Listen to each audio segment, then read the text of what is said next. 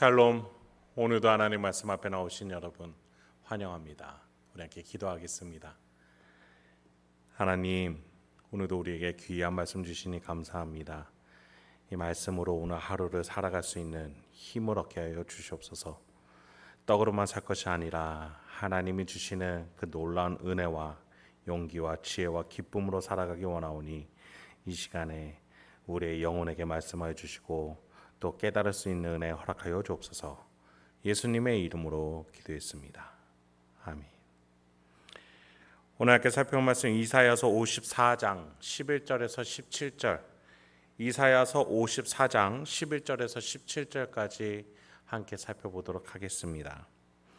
지난 본문에 이어서 하나님이 이스라엘에게 고백하시는 장면이 이어지고 있어요. 여러분, 이스라엘의 그 직임, 하나님의 종이라는 그 직임이 우리 교회에게 넘어왔습니다. 확장되었죠. 그렇습니다. 오늘 본문의 하나님의 그 고백은 우리를 향한 고백이기도 합니다.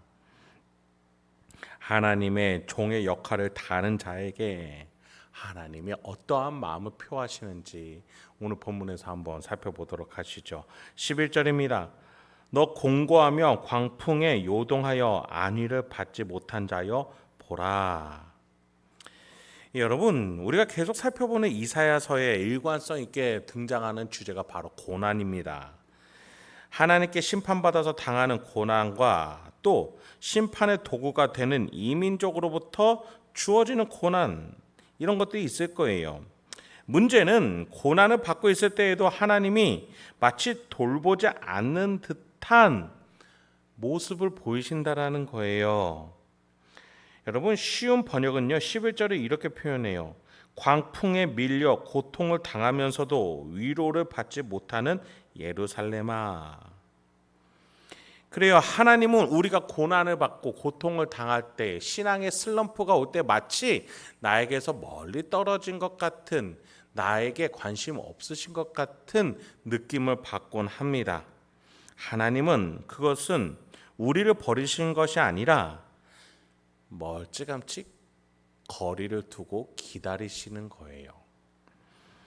내가 이 고통을 통해, 고난을 통해 깨달을 것들을 깨닫게 하고 감사할 것들을 감사하게 하는 그 시간을 가질 수 있도록 말이죠. 그러면서 하나님은 가만히 계시냐? 아니죠. 11절 하반절부터 보죠. 내가 화려한 채색으로 네 돌 사이에 더하여 청옥으로 내 기초를 쌓으며 홍보석으로 내 성벽을 지으며 석류석으로 내 성문을 만들고 내 지경을 다 보석으로 꾸밀 것이며 네 모든 자녀는 여호와의 교훈을 받을 것이니 네 자녀에게는 큰 평안이 있을 것이며 너는 공의로 살 것이며 학대가 네게서 멀어질 것인즉 네가 두려워하지 아니할 것이며 공포도 네게 가까이 하지 못할 것이라. 여러분, 탕자 이야기를 한번 떠올려 보세요. 그 탕자를 떠내보내는 아버지, 잡을 수 있겠지만 잡지 않으셨어요. 원하는 대로 다 내주셨어요. 왜요?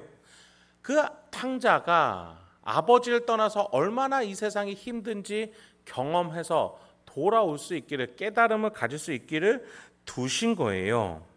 돌아와서 아버지와 관계가 회복되면서 다시 정말 끊을 수 없는 관계로 회복되어지죠. 그때 아버지는 가장 살찐 송아지를 잡고 반지를 끼워주고 가장 좋은 옷을 입혀줍니다. 여러분, 우리 지난 본문에서는 하나님과 이스라엘의 관계를 부부 사이로 표현해주기도 하셨어요. 부부 관계를 깨고 떠난 아내를 다시 받아주며 그 잘못을 다시 질책하지 않는 어진 지아비의 모습으로 하나님은 사랑을 표현하셨죠. 오늘 본문에서는 화려한 성과 그 성의 주인처럼 표현을 해요. 그 성을 꾸미고 색을 입힙니다. 곳곳에 보석으로 장식하며 화려한 문까지 달아놓습니다. 지경을 넓혀요. 넓히는 것에서 끝나는 것이 아니라 구석구석을 꾸밉니다. 관계가 회복되는데 끝나는 것이 아니라 이 관계가 얼마나 성숙해질지에 대해서 비온 뒤 땅이 굳어 더 단단해지듯이 탕자가 아버지와 만나 더 끈끈한 부자지간이 되듯이 말이지요. 우상 숭배로 가득했던 이스라엘에게 하나님이 교훈을, 큰 평안을 공의로 채워주실 것이라고까지 약속하고 계세요. 그렇습니다. 하나님이 우리에게 시험을 주실 때 하나님은 우리를 홀로 내버려 두는 것처럼 보이지만 사실상 하나님은 더 귀한 것들을 준비하시고 우리가 그 고난을 이겨내 나올 수 있도록 믿음으로 그 시련과 시험을 빠져나올 수 있도록 돕고 계시고 또 기다리고 계시다는 사실을 성경 곳곳에서 말씀하고 계시는 거예요. 다시 11절 상반절 보죠. 너 공고하며 광풍에 요동하여 안위를 받지 못한 자여 보라. 고통을 당하면서도 위로를 받지 못하는 예루살렘이라고 부르지 않으셨어요? 왜 그렇게 부르셨어요? 고난에 당해야 하니까요. 잘못한 것들이 얼마나 잘못인지 깨닫는 시간이 필요하니까요. 그래야 그 회개 뒤에 하나님이 주시는 교훈이, 평안이, 공의가 얼마나 귀한 것인지 그때는 알 수 있기 때문이겠죠. 여러분, 이것이 하나님의 종이 누릴 수 있는 특권입니다. 하나님이 사랑하시는 자에게만 주어지는 놀라운 섭리예요. 그래서 하나님의 종이 된다는 것이 어렵고 힘든 일이지만 우리는 그 자리를 귀하게 또 그 자리를 향하여 나갈 수 있어야겠습니다. 여러분, 하나님의 종이자 하나님의 아내로 여기는 교회는 무엇으로 그러면 채워질까요? 교훈이, 평안이, 공의로 채워진다라고 이사야 선지자는 말했어요. 바울은 로마서에서 비슷한 맥락으로 이렇게 말했어요. 하나님의 나라는 먹는 것과 마시는 것이 아니요 오직 성령 안에 있는 의와 평강과 희락이라. 그래요, 여러분. 구약시대나 신약시대나 하나님의 종에게 하나님이 주신 선물은 똑같아요. 물질이 결코 아니에요. 성도와 성도 간의 교제에서 나타나는 성령의 성품, 세상에서는 도저히 찾을 수 없는 성령이 주시는 의로움과 평강과 희락이 교회에서 나타난다라는 거예요.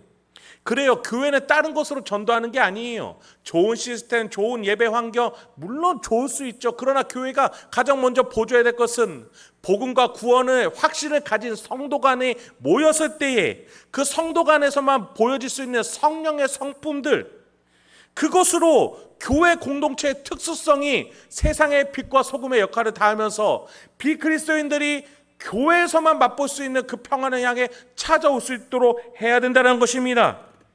그래서 저와 여러분이 하나님의 종이 되어야 해요. 교회에서 직분자이면서 교회에서 직임을 감당하면서도 성령의 열매를 맺지 아니하고 성도 간의 교제를 없이 하는 그러한 일은 있어서는 안 되겠습니다. 여러분, 교회의 존재의 목적은 성도가 성도와 함께하며 그 안에서 성령을 경험하는 거예요. 성령 안에서의 성품을 경험하며 주님 다시 오실 날까지 한 발걸음 한 발걸음 나아가는 거예요. 여러분, 여러분의 교회 생활 미진할 수 있죠.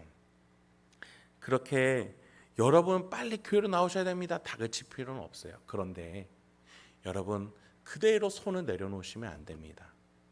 여러분이 손을 내려놓음으로 인해서 다른 성도들이 여러분을 통해서 여러분의 인생, 하나님이 인도하시는 여러분의 인생을 통해서 경험해야 할 성령의 열매들이 있어요. 그래서 여러분이 교회 공동체 안으로 더 가까이 오셔야 되는 거예요. 그것은 여러분의 개인주의적 성향에 달린 문제가 아니라 구원을 허락하신 하나님에 대한 보답임을 기억하시기 바랍니다. 15절부터 17절 계속 보죠. 보라, 그들이 분쟁을 일으킬지라도 나로 말미암지 아니한 것이니 누구든지 너와 분쟁을 일으키는 자는 너로 말미암아 패망하리라.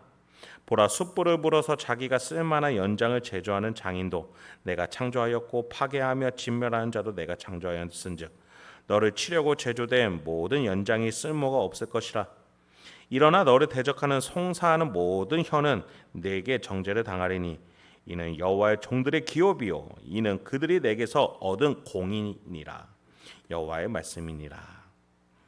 여러분, 하나님께서 지금 이 시간 말씀해 주시는 그 시험을 일으키는 전쟁, 이스라엘을 힘들게 만드는 전쟁에서 싸우는 군인, 그리고 전쟁의 무기까지도 다 본래 하나님이 만드신 피조물에서 빠져나온 것이다라고 얘기하고 계세요. 하나님이 전쟁을 만드셨다는 것이 아니라 군인이 본래 사람이죠. 사람 하나님 만드셨다는 거예요. 무기를 만들 때 쓰는 나무와 철도 본래는 하나님 만드셨다는 거예요. 그건 뭐예요? 이 전쟁을 다시 물을 수 있는 분도 하나님이시라는 뜻을 지금 이 본문에서 말하는 거예요. 전쟁의 일어섬과 물음도 얼마든지 하나님의 손 안에서 이루어질 수 있어요. 그래요. 하나님이 이스라엘에게, 하나님의 종에게, 이 나라 이 민족에게 고통과 아픔을 주신 이유, 여러분, 우리는 이것에 대해서 단순하게 생각해서는 안 됩니다.